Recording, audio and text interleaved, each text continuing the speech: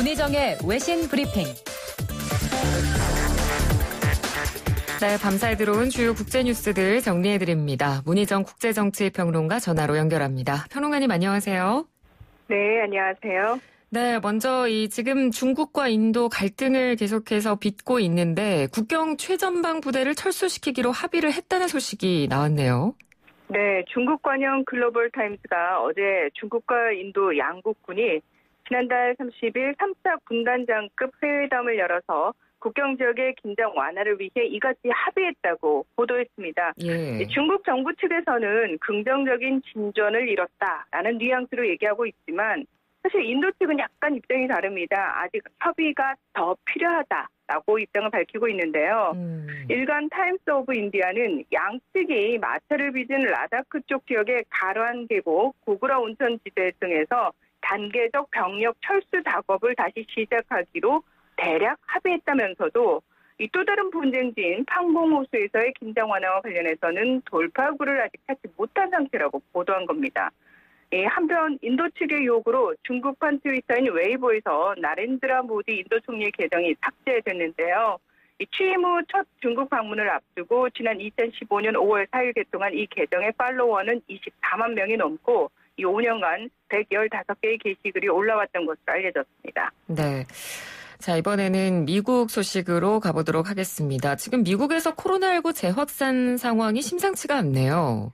네, 그렇습니다. 이 미국의 신규 확진자 수가 연일 최대치를 갱신하고 있는데요. 예. 현지 시각으로 1일 처음으로 5만 2,898명의 감염자가 발생해서 역대 최고치를 기록했습니다. 특히 캘리포니아, 텍사스, 플로리다 같은 미국 남부 지역을 중심으로 30대 젊은 층의 감염이 무서운 속도로 확산하고 있는 것으로 나타났는데요. 미국 37개 주에서 지난주 대비 10% 이상 확진자가 증가했고요. 이 중 14개 주에서는 이번 한 주의 증가율이 코로나 사태 이후 가장 높은 것으로 나타났습니다. 이로써 미국의 누적 확진자 수는 260만 명을 넘어섰고요. 지난달 한 달 동안에만 80여만 명이 새로 감염됐습니다.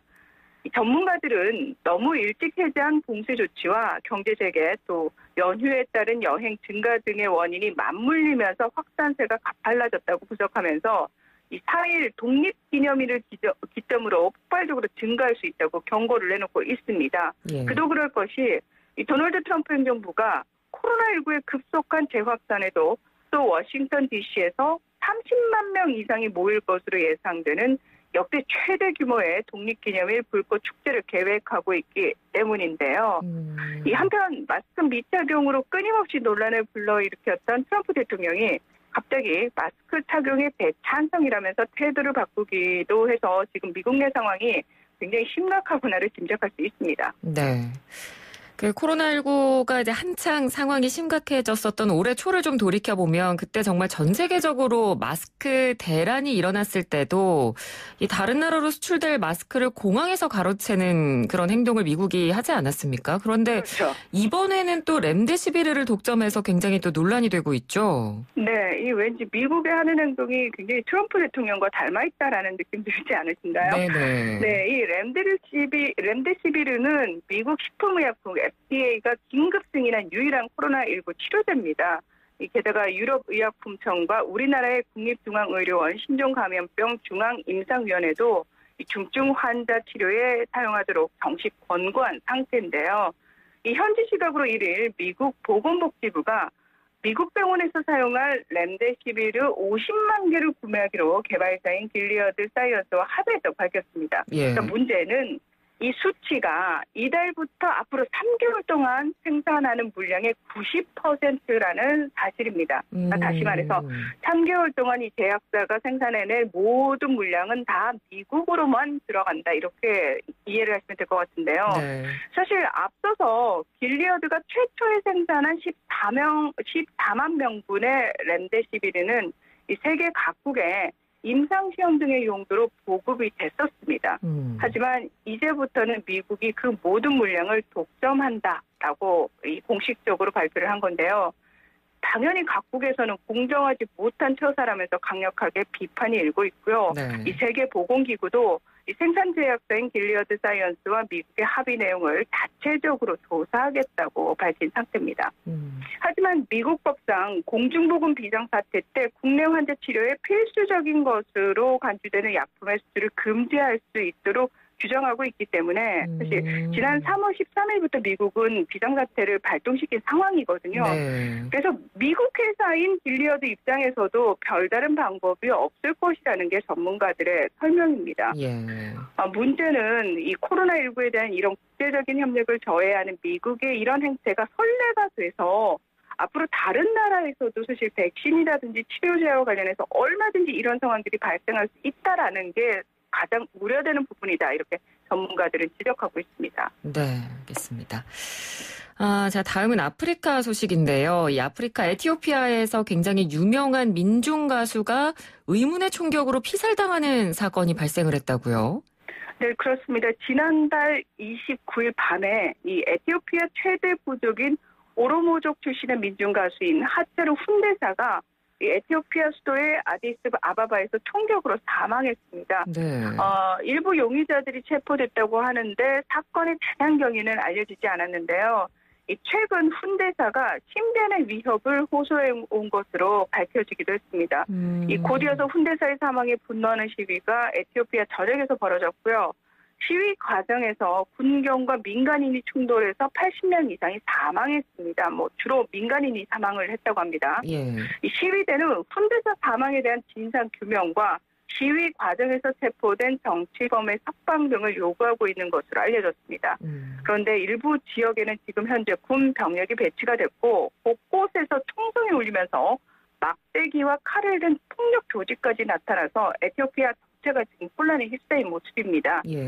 훈대사의 죽음이 이렇게 대규모 시위로 번진 이유는 오랜 시간 정치적 그리고 경제적으로 차별받아온 오로모족의 불만이 폭발한 것으로 보고 있는데요. 그러니까 이 에티오피아 같은 경우에는 다민족 국가입니다. 네. 이 오로모족이 전체 인구의 35%를 차지해서 가장 인구수가 많습니다. 하지만 인구의 27%를 차지하고 있는 암함라인이 핵심 민족이어서 언어적, 문화적으로도 영향력이 가장 큰데요. 네. 따라서 가장 많은 숫자임에도 불구하고 상대적으로 소외됐기 때문에 이 불만이 계속 누적돼 왔다는 겁니다.